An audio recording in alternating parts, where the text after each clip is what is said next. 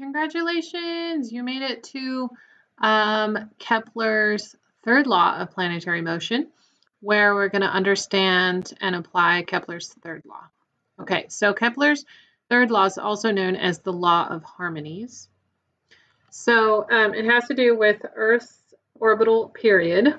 So Earth's orbital period equals 1 year, 365.4 days. Okay, so the time a given astronomical object takes to complete one orbit around another object. Okay, so the squares of the orbital periods of the planets are directly proportional to the cubes of the semi-major axes of their orbits. Ooh.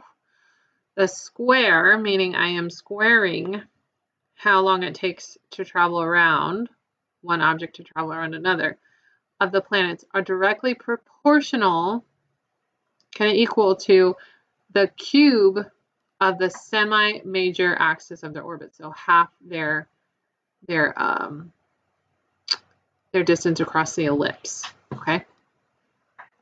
So this implies that the period for a planet to orbit the sun increases rapidly with the radius of its orbit.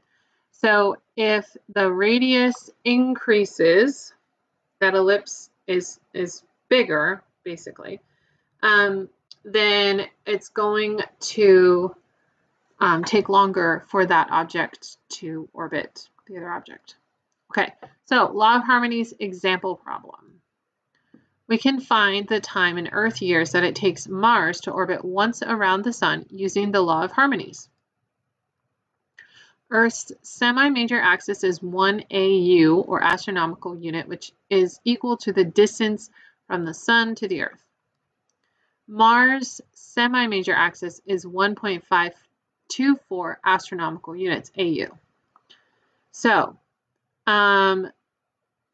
we have P squared, orbital period squared, is equal to hang on,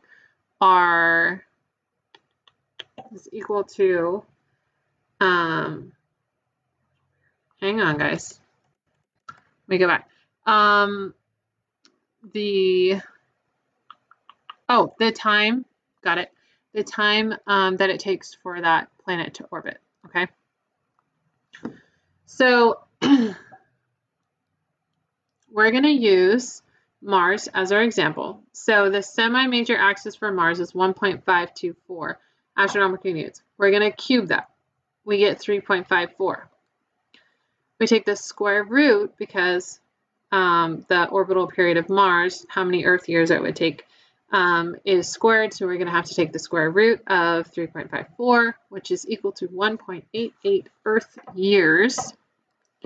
And just so happens that Mars takes 687 Earth days to orbit the sun, which works out to be 1.88 Earth days. Okay, and the law of harmonies works for all of our planets in our solar system. So pretty cool. Okay, remember the semi-major axis here is 1/2 of the major axis. It's basically the radius of that orbital path. Quick summary.